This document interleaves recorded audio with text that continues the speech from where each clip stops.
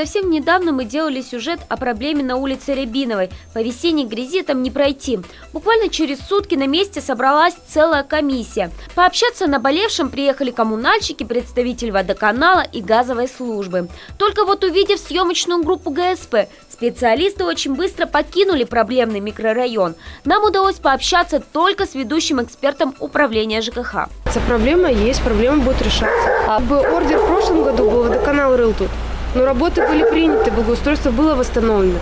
То есть надо сейчас решать, откуда взялась эта глина. В прошлом году щебенкой все засыпали. Было идеально, я сама лично выезжала, принимала.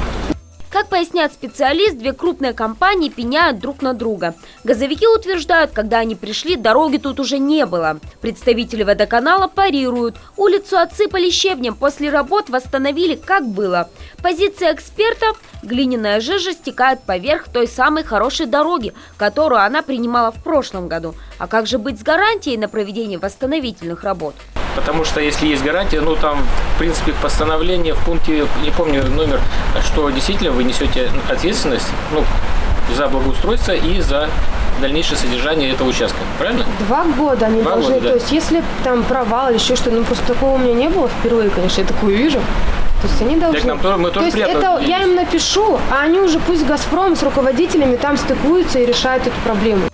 Жители сетуют, доведены до отчаяния. Ведь началась весна и пора дождей, а из дома не выйти. Кроме того, дело дошло до абсурда. На эту улицу не то что такси, сюда даже скорая не ездит. Специалист ЖКХ поясняет, согласно гарантийного ордера дорогу должны восстановить в кратчайшие сроки. Их Наталья Прохоренко уже обозначила.